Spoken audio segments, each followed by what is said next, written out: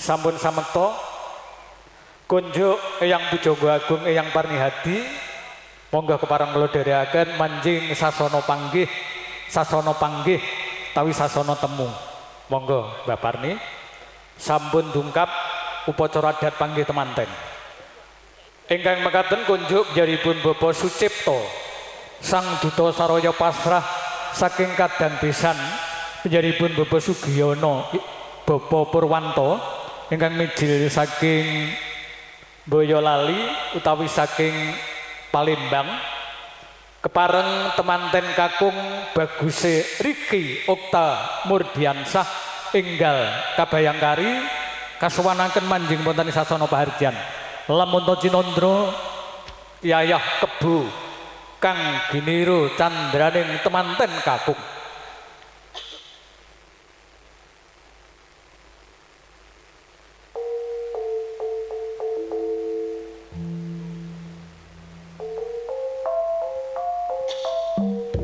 monggo Pak Yadi temanten kakung katuran belasan para penderek kembali atur kunjuk panjenenganipun Bapak Sucipto minangka Duta Saraya saking kadang pisan Bapak Sugiyono Bapak Purwanto Ibu Maryati pareng temanten kakung enggal kasuwanaken semanten saking katedhian sampun wonten cahya manter hanyada lanang ijalin cahya manter hanyada lanang babar sejatining temanten kakung inggih Baguse Riki Okta Murdiansah lengkeh-lengkeh hanyar dula lupa tindake riya anggajah muling lembean marak kasimpir gumebyar pisananipun temanten kakung manjing wonten ing sasana paharjan kasigek wujudipun kebu giru Bapak Purwanto mangke tindakipun mangke Pak Pur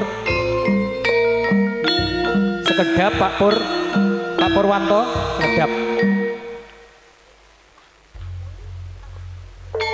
pangapunten Pak Purwanto lenggah wonten dalem rumiyin mangke panjenengan rawuhipun dipun papak ngaten monggo kepareng lenggah wangsul wonten dalem malih nah pisan mangke rawuhipun wingking ngaten pisan rawuhipun wingking para tamu kakung saha putri ingkang kehormatan temanten kakung Bagusipun Riki Okta Murdiansah sampun kepareng manjing wonten sasana paharjan mboten dangu malih putra temanten asa nindakaken upacara adat panggih temanten ingkang mekaten kunjuk para tamu ingkang lenggah kepareng kula dherekaken jumeneng sawetawis hadirin tamu undangan dipersilakan untuk berdiri sejenak sekali lagi hadirin tamu undangan dipersilakan untuk berdiri sejenak untuk memberi hormat kepada mempelai berdua yang akan melaksanakan upacara adat panggih temanten pakai serukal atau pakai kodok ngorek Mas Gimun lamun Cinandra asrokal candrane Allahumma sholli ala Muhammad ya Nabi salam alaika monggo ya Rasul salam alaika ya Habib salam alaika salawatullah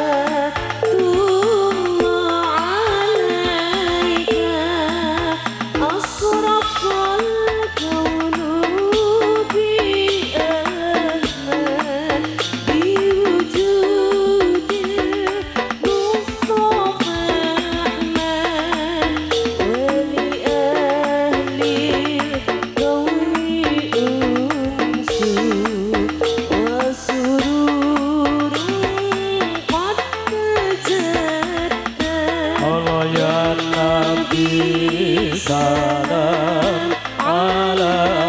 alaika ya Rasul salam alaika ya Habib salam alaika sholawatullah alaika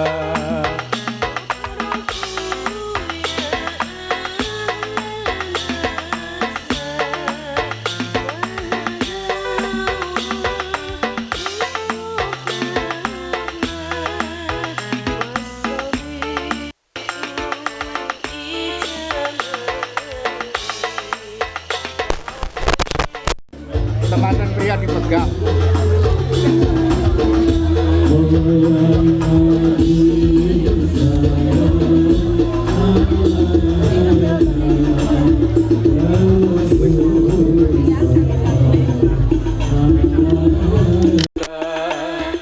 ya Habib salam alaika sholawatullah alaika Anta samsun anta badru anta nurun fawqa nuri anta isiru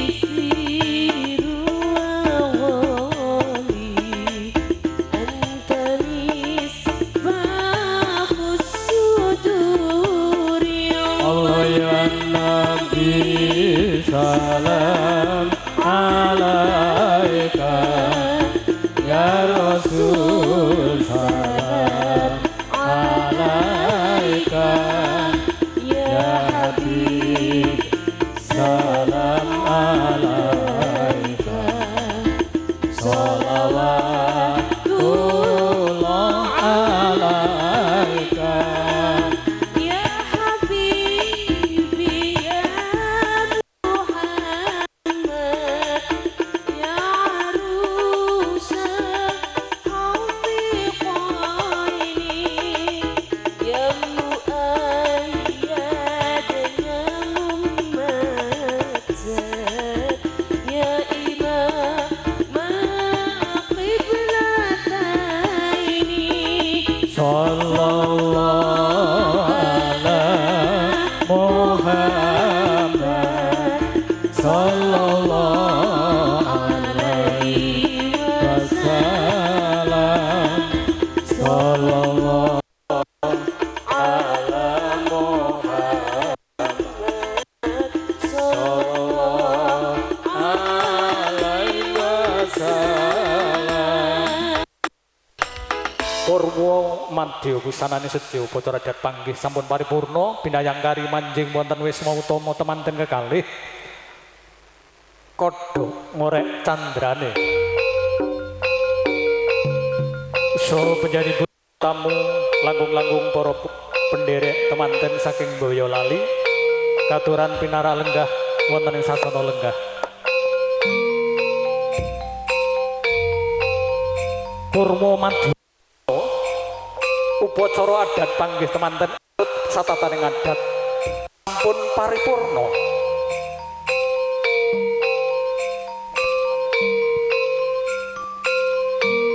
Tumuli kekalih pengupan sindur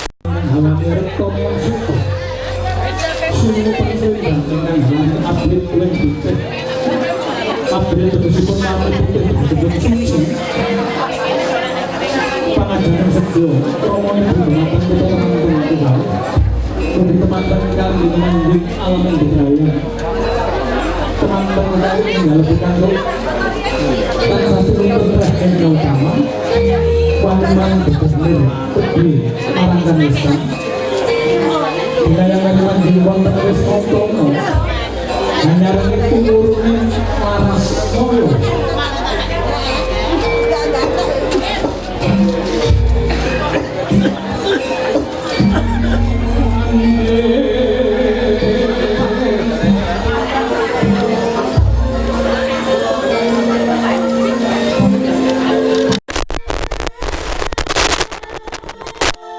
leng-lenging driya mangu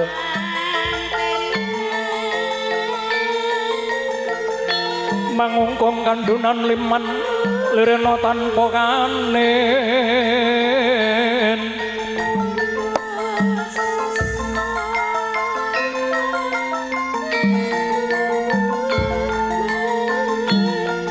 yen tan tulus mengku sang Dyah Utama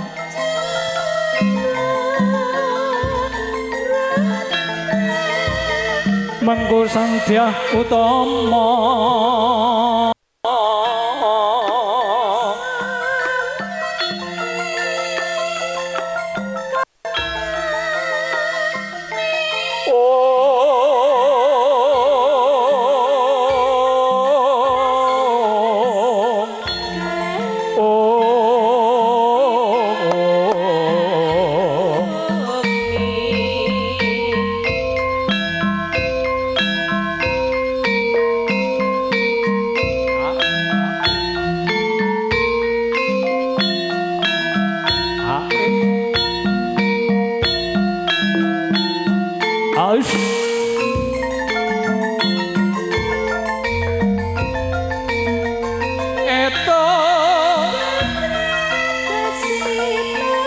manten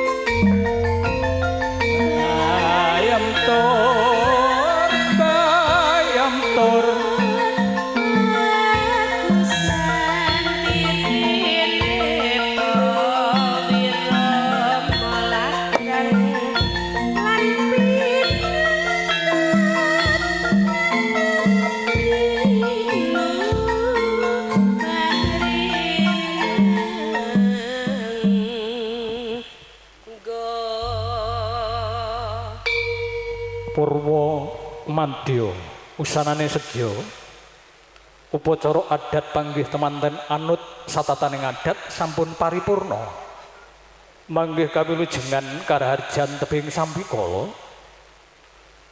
satuhu putra temanten kekalih sampun tercuriga manggih warangka bebasan getih rong tetes daging rong tampel balung rong ceklek manunggal sajuga sang jejaka miwasang kenya nunggal tekad nunggal kerkat nunggal niat nunggal karsa nunggal karep nunggal sedya karepe sedya putra temanten kekalih arsa nilaraken alam jejaka miwah alam kenya arsa lelayaran wonten samudraning ngagesang darmaning kodrat lampahing jejodohan katitik ing wekdal punika temanten kekalih sampun kepareng kalenggahaken wonten ing sasana wiwahatama sasana mulya pindhanipun ratu sepuh panjenenganipun Bapa Gimun sekalian ibu ngenya kepareng mangayu badya dhateng lekasipun ingkang putu jumeneng nata enggal. Para tamu, ibu, bapak ingkang kiromanten. Nggih. Ing madyaning suka kalenggahan punika panjenenganipun Bapak Gimun sekalian ibu ebaing manah mboten bingah. Raos sing nala mboten suka kalamun sang kadang pisan Sutresna panjenenganipun Bapak Sugiyana.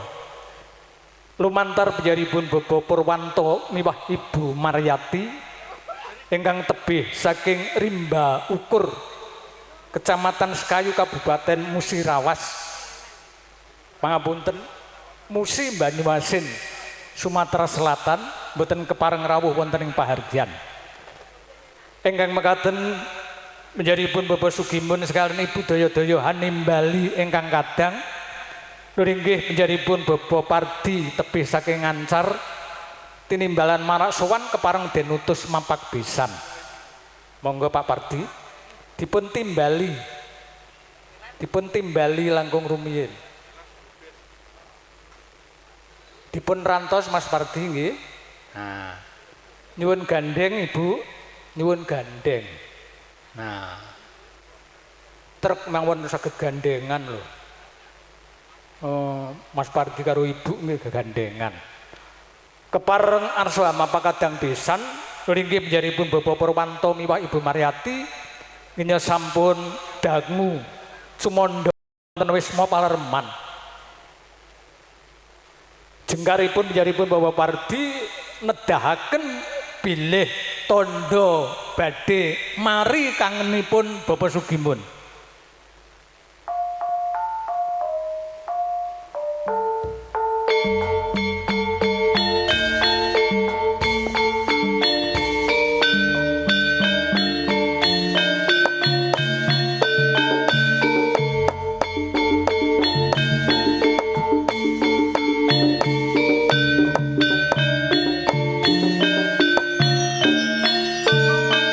Pak Gimun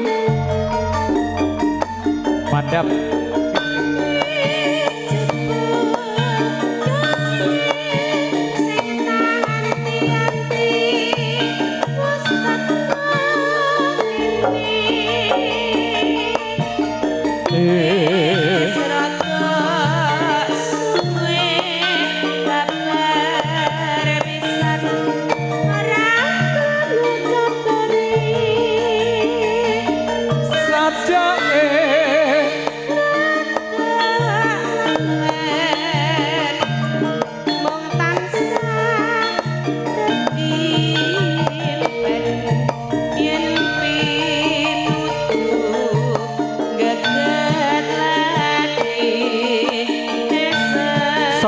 sekalian garwa panjenenganipun Bapak Purwanto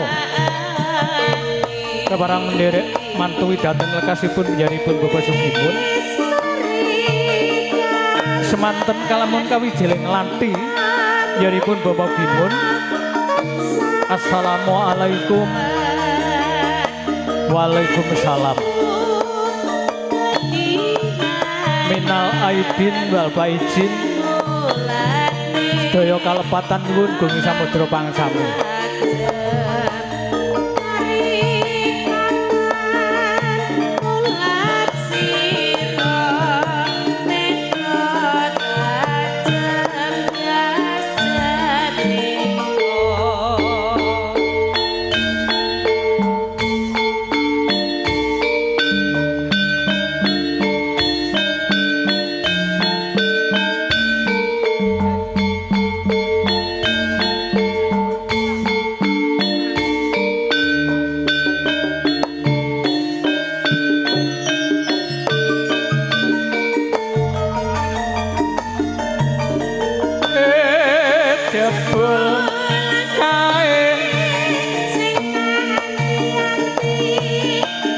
Tekan kene rada suwe ora ana kabare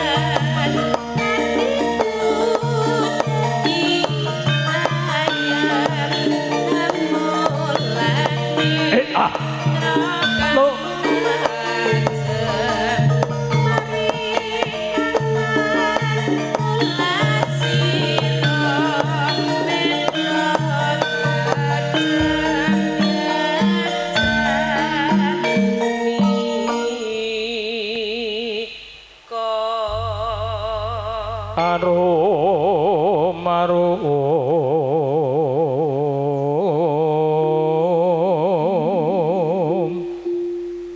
kang sekar gadong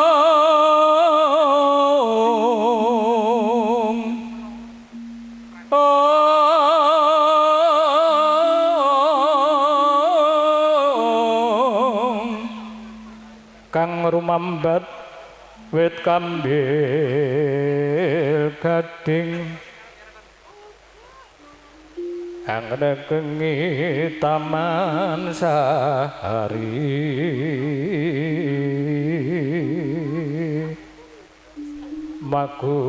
makut yen dinulu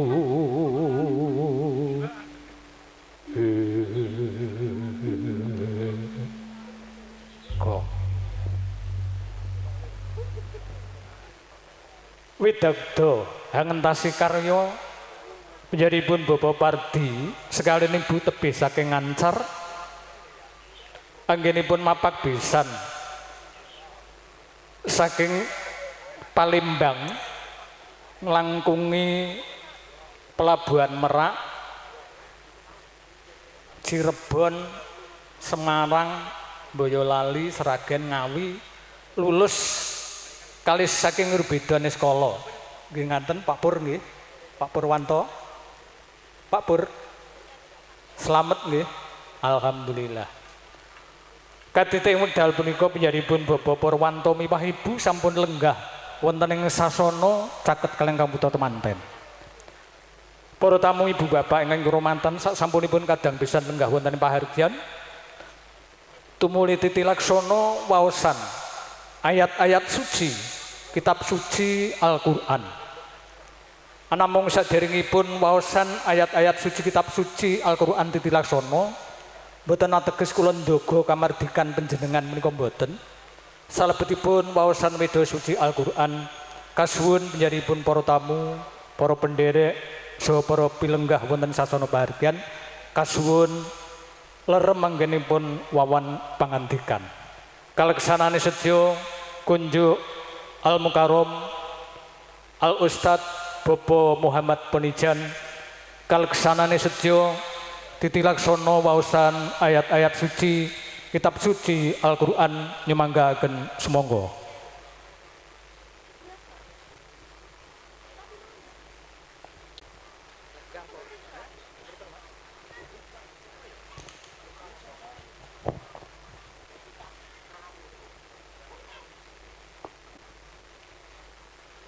Bismillahirrahmanirrahim. Assalamualaikum warahmatullahi wabarakatuh.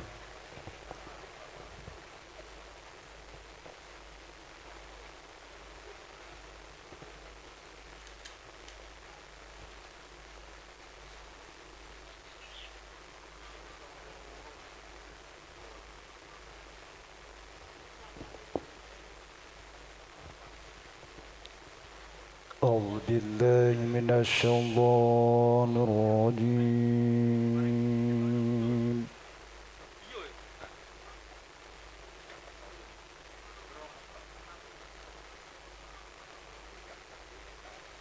بسم الله الرحمن الرحيم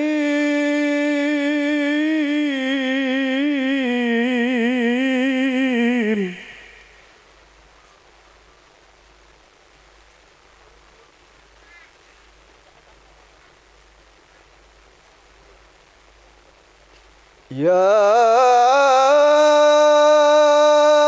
أيها الناس اذكروا نعمة الله عليكم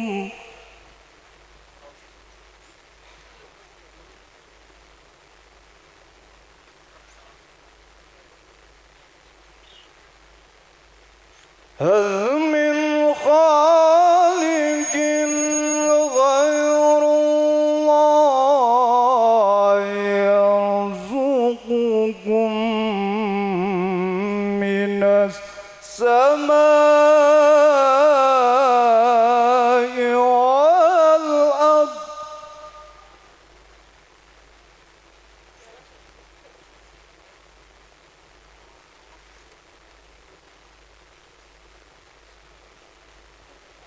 إله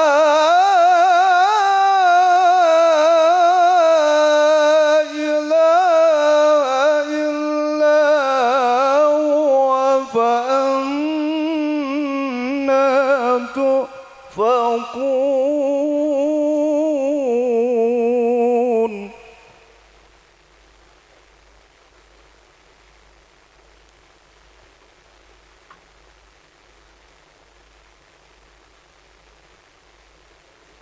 وإن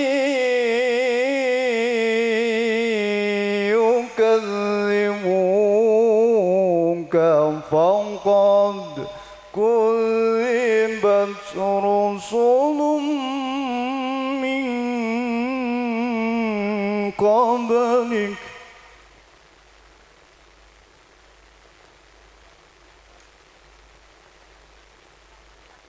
وإلى الله ترجع الأمور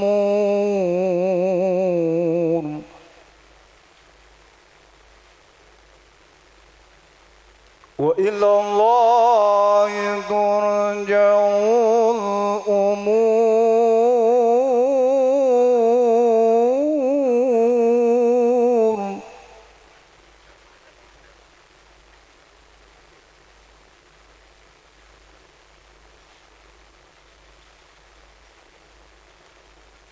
يا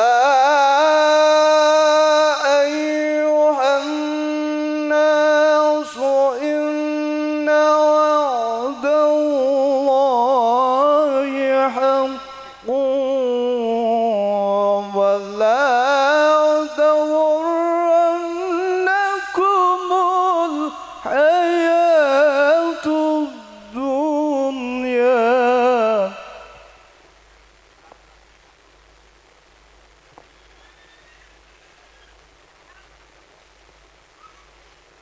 ولا تغرنكم بالله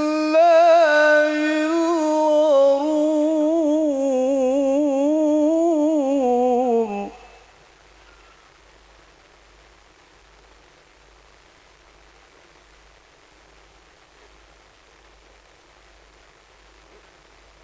إن الشيطان لكم عدو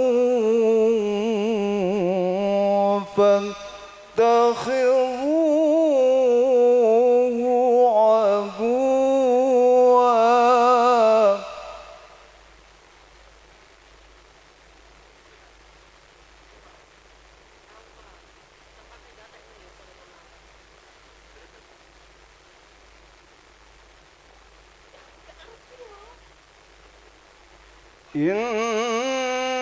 إن الشيطان لكم عدو فاتخذوه عدوا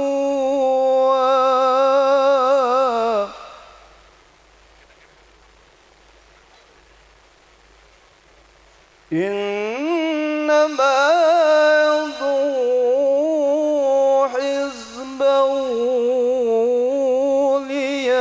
ليتوبوا إلى الله ترجع الأمور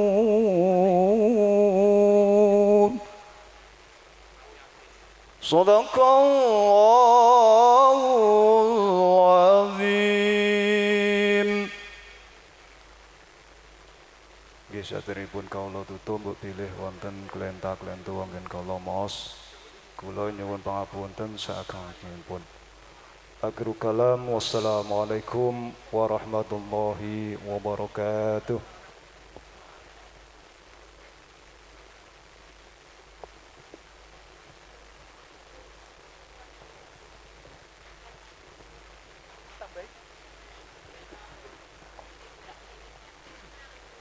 Kula dherekaken lenggah menjaripun Bapak Ustadz Muhammad Bonijen ngene sampun kepareng ngaturaken wawasan ayat-ayat suci kitab suci Al-Qur'an. Sadaqallahul azim, sedaya leres sabdane Allah Subhanahu wa taala. Senajan to sampun paripurna pamaos ing Weda Suci Al-Qur'an. Ewa semanten tasih kapireng lamat-lamat wonten ing akasa. Saya dangu saya ndedel wonten wiyadi pratandha barokah agung ingkang badhe katampi putra temanten minggahipun dhateng Rama Ibu lumeberipun dumateng panjenengan sedaya dalasan kula saha para pamidhanget. Ibu bapak ingkang kuramanten, sasampunipun waosan ayat-ayat suci kitab suci Al-Qur'an tumuli titilaksana kadang-kadang kula sinoman harum kakung saha putri badhe caos bela tresna mangayu bagya dhateng lekasipun panjenenganipun Bapak Sugimun miwah Bapak Purwanto sekali Ibu Maryati saha putra temanten ingkang mekaten kunjuk Bapak Sugimun Bapak Purwanto kepareng kula dherekaken jumeneng mangke kepareng Jawatasta kalian kadang sinoman monggo Pak Pur jumeneng Jawatasta kalian kadang-kadang sinoman nggih mangayu bagya lamun to cinandra yayah gugur gunung Ngawi Rama. Monggo sakersa panjenengan.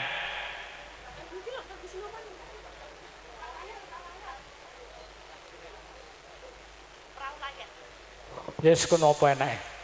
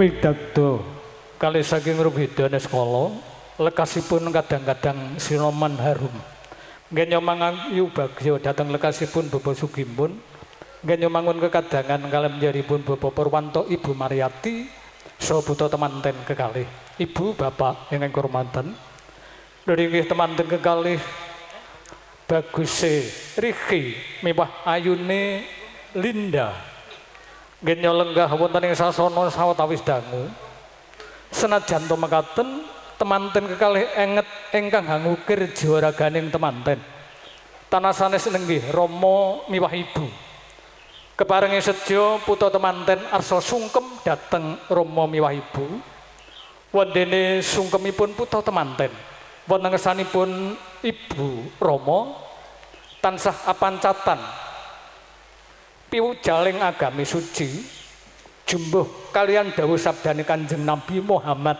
sallallahu alaihi wasallam al jannatu tahta aqdamil ummahat sangandhaping suku ibu ing mriku wonten swarga mila nama mboten mokal temanten kekalih tansah ngagengaken raos bektinipun dhateng Rama miwah ibu sasampunipun mangke ngaturaken sungkem dhateng Rama ibu kalajengaken upacara krobongan anamung saderengipun sungkem dhateng Rama ibu langkung rumiyin temanten putri sungkem mring temanten kakung minangka tandha tresnanipun temanten kekalih sasampunipun sungkem dhateng kakung kalajengaken nglolos dhuwung nembe sungkem dhateng Rama miwah ibu sungkemipun putra temanten Yayah Hangrungkepi jejering ibu Pertiwi ada enggak ya?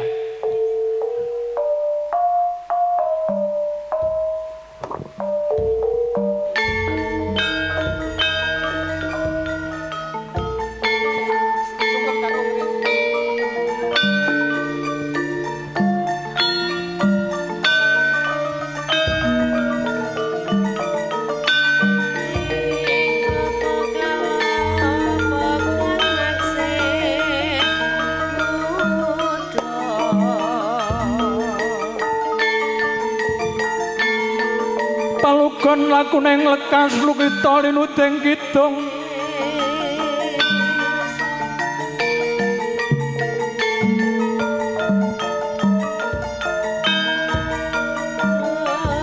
jengkar saking sasana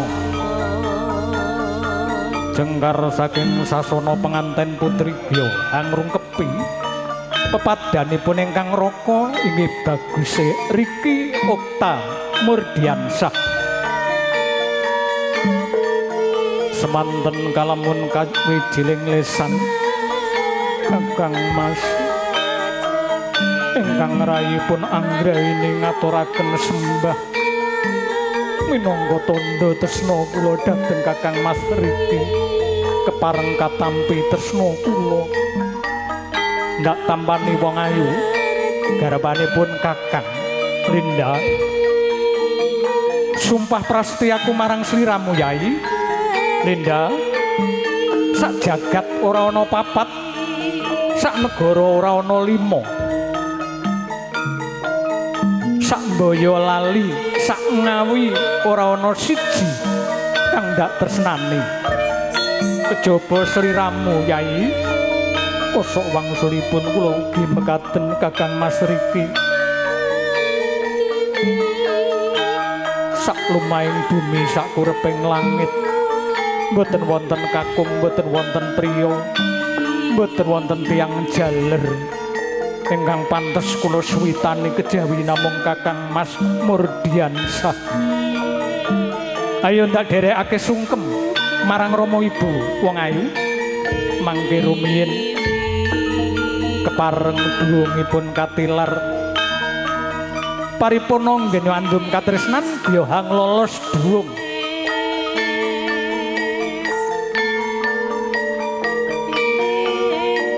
sebentar Mas Riki sebentar ya sabar kalau Mas Riki itu sowan Morotuwo ndak boleh bawa apa-apa apalagi bawa gaman atau keris berbahaya Purna Hanglolos dhuwung sarimbit kalian garwa Baguse Riki Gya sowan wonten ngersanipun Mara Sepuh inggih Mara Tuwa Mara jebul sampun sepuh tumungkul hamari keluhyaya konjeming bantala wadananing temanten kekalih tangkeping asta sumungkeming jenggo sinaratan winenging cipta rumasuk ing sanubari sawanyi nyandang rumentahing pangastawa saking Rama miwah Ibu mugi Gusti ingkang Maha Welas Tuwin Maha Asih paring kabagyan kamulyan semanten kalamun kawijining lati Rama Ibu ingkang putra pun Linda telasan riki ngaturaken sembah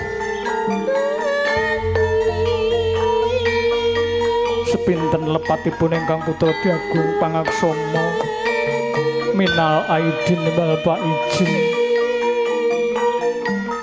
sedaya kalepatan nyuwun gunging samudra pangaksami Rama Ibu ndak tampani anakku nggih anggraini lan murdiansah sungkemu ndak tampani yo nggih ndak apura kabeh luputmu kene riki ganti sungkem bapak le sungkemu ndak tampani ndak apura kabeh luputmu kosok baline wong tuwa ya akeh lupute apuranen lupute wong tuwa cah bagus cah ayu ora liwat lelungsen ndak bebakali duga-duga digawa ngati-ati aja nganti keri ndak suwunake marang Gusti ingkang karya jagat muga-muga tutuk nggonmu jejodohan ya nggir tutuk donya tutuk akhirat bagya mulya donya bagya mulya akhirat wis kono Linda lan Riki sungkem marang ibu lan bapak saka dalem Palembang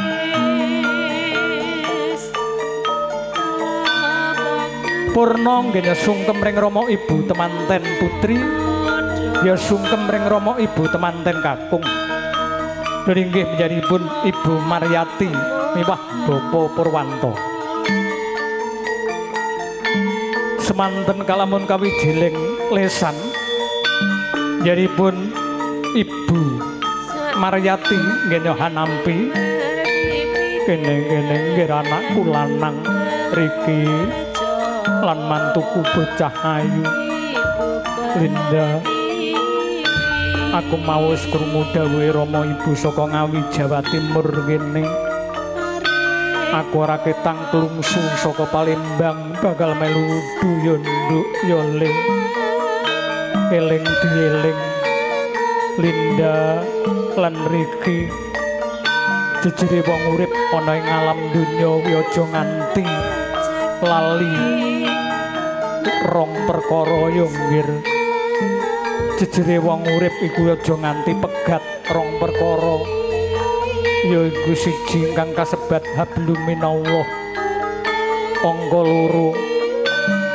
hablum minanas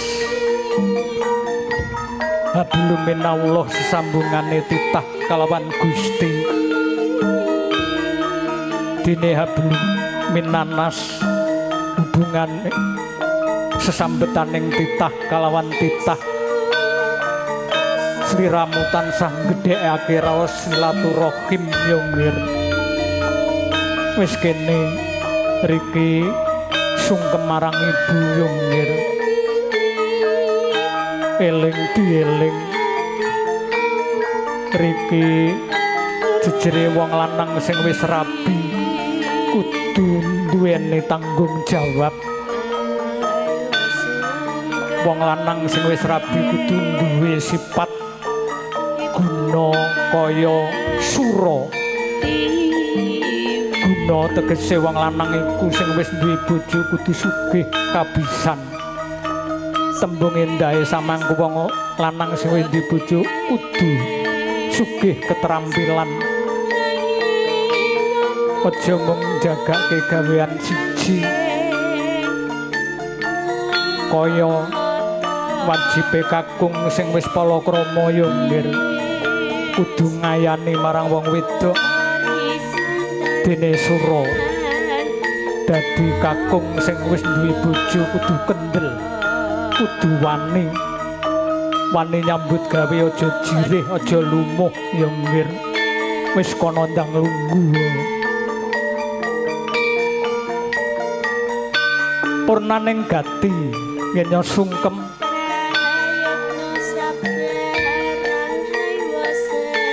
tumuli durung kapratitisaken malih gimana Bu Maryati rasanya haru ya Bu Mariati menangis, Pak Purwanto kok nggak menangis? Ya dibantulah tangisnya. Dikit-dikit gitu Pak Pur. Memang itu pralambang Pak Pur ya. Memang tangis itu ada 3. Di dunia itu tangis ada 3. 1, lahir ada tangis. Jadi manten kayak hari ini ada tangis. Nanti setelah kita semuanya dipanggil oleh Allah Subhanahu wa taala, tentu ada tangis. Jadi lahir ada tangis, jadi manten ada tangis, mati ada tangis. Beda dengan tangisnya penyanyi. Penyanyi itu tangisnya ada 4. Mati nangis, jadi manten nangis, lahir nangis. Calangan batal niku penyanyine nangis ora, Nduk?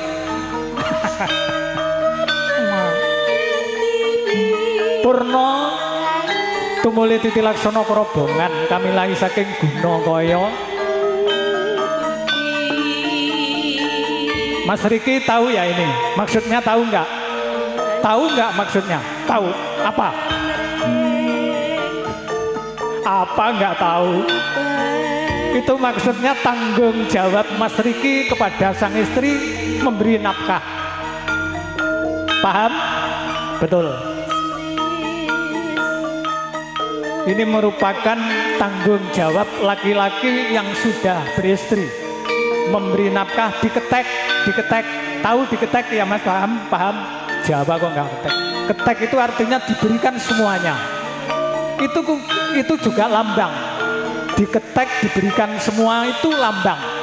Jadi laki-laki terhadap istri itu harus belak kotang terus terang, beres kures bloko suto, apa adanya. Dapat 25 berikan 25, dapat 1 juta berikan 1 juta. Jangan kayak playernya tukang elektron. Kemarin dapat 500 ngakunya sama istrinya 400. Beda dengan tukang syuting ini apa adanya. Tukang syuting ini dengan istri sok blogok, sak sok. Kemarin bayaran 600 diberikan istrinya 800. Hebat ora?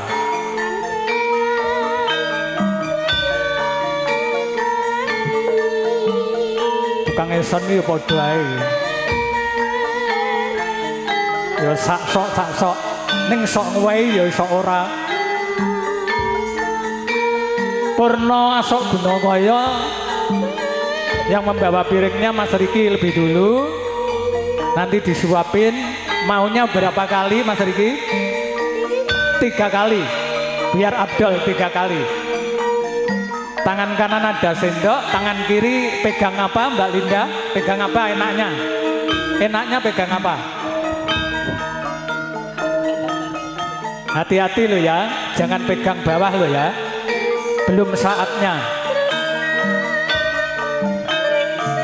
3 kali kok ya. Kurang Abdul. Beri lauk dong, diberikan lauknya. Jangan kasih nasi nyel. Baru 2 kali. Gimana Pak Pur? Pak Pur, gimana lihat Ananda berdua dulang-dulangan? Remen nggih? Remen. Pak? Oh bukan Pak Pur.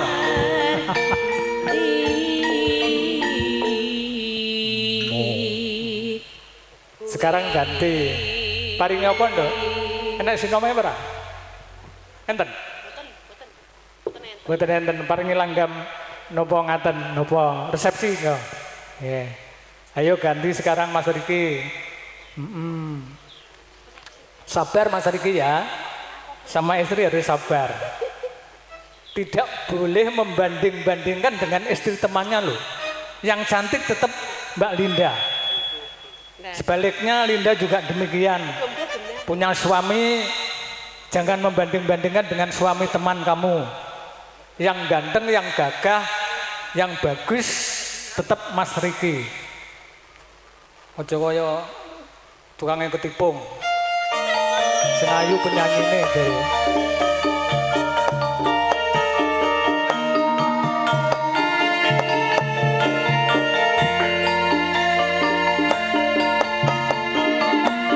Saling mendulang.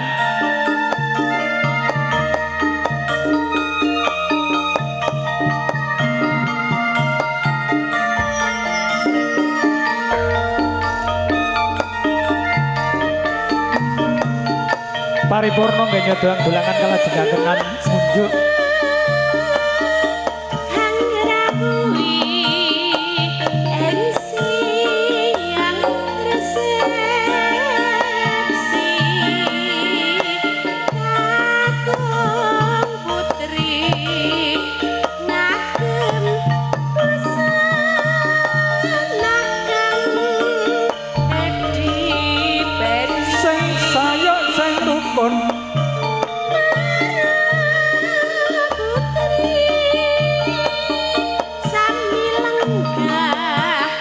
Monggo kepareng kalajengaken pamundhuting gambar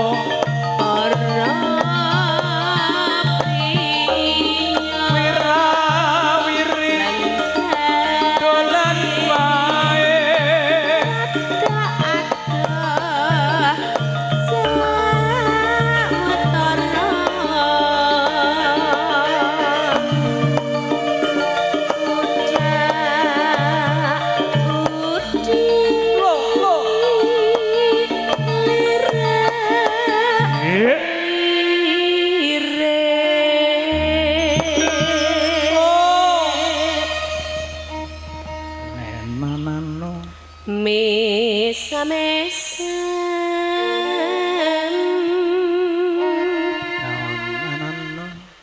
guyang-guyu sajak arep mundut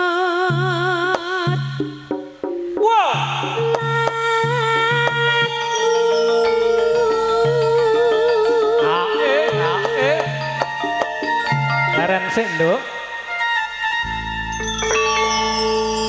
leren sik kunjuk keluarga besar dari Palembang mungkin ada yang datang Bu Maryati ada keluarga dari Palembang yang datang